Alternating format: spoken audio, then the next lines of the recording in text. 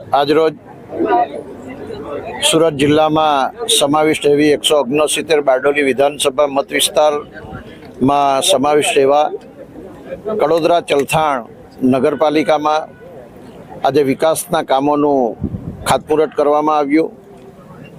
કડોદરા નગરપાલિકામાં ચલથાણ ગ્રામ પંચાયતનો સમાવેશ થયા પછી આજે સૌ પ્રથમવાર 15 જેટલા કામોનું આજે ખાતમુહૂર્ત કરવામાં આવ્યું છે। ગટર લાઇનના કામો, આરસીસી રસ્તાના કામો, એ પ્રકારના કુલ 3 વોર્ડમાં 15 જેટલા કામોનું અહીં ખાતમુહૂર્ત કરવામાં આવ્યું છે। આ 15 જેટલા કામો 450,60,700 રૂપિયા એટલે કે 4.5 કરોડથી વધુ રૂપિયાના ખાતમુહૂર્તના કામો આજે અહીં ખાતમુહૂર્ત પ્રસંગ કર્યો છે।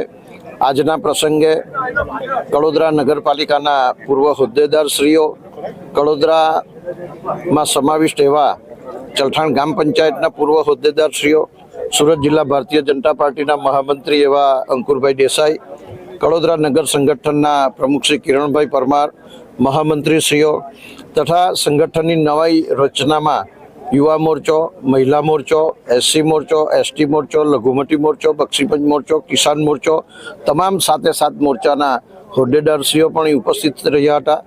અને ચલથાણ ગામમાં આજે જે 15 જેટલા કામો અને 4.5 કરોડથી વધુના કામોના ખાતમુહૂર્ત પ્રસંગે ખૂબ મોટી સંખ્યામાં ચલથાણના અને કડોદરાના કાર્યકર્તાઓ, શુભેચ્છકો, વડીલો, માતાઓ, બહેનો ઉપસ્થિત રહ્યા હતા।